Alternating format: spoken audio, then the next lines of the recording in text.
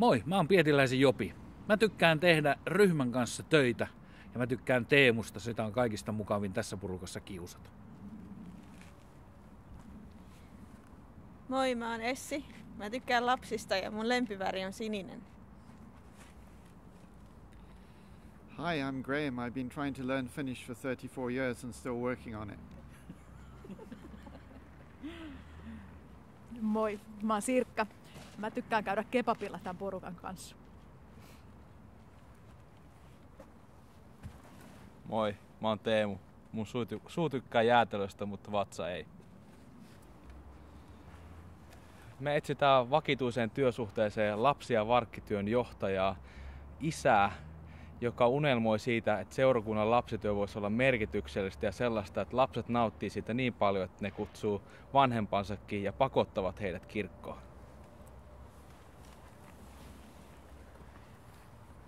Kuulit ihan oikein. Me etsitään tähän työhön isää. Perinteisesti ajatellaan, että seurakunnan lapsi- ja varkkityö on naisten hommaa. Mutta me halutaan tuoda tähän ajattelutapaan muutos. Lapsityöjohtajana sä pääset rakentamaan meidän lasten ohjelmia huippumahtavien tiimien kanssa ja myös kehittämään ihan uuden varkkitoiminnan ja sen luomaan siihen oman tiimin.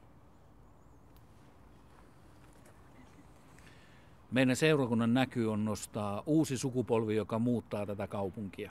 Se tarkoittaa kaiken ikäisiä ihmisiä ja me toivomme, että polku lapsesta nuoruuteen ja aikuisuuteen ja vanhuuteen saakka on seurakunnassa ehjä ja vahva.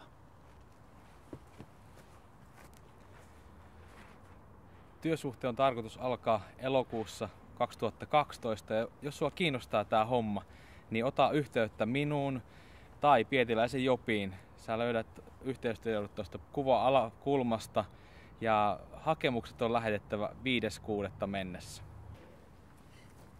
Se voit olla sinä. Laita itsesi likoon lasten ja varkkien vuoksi.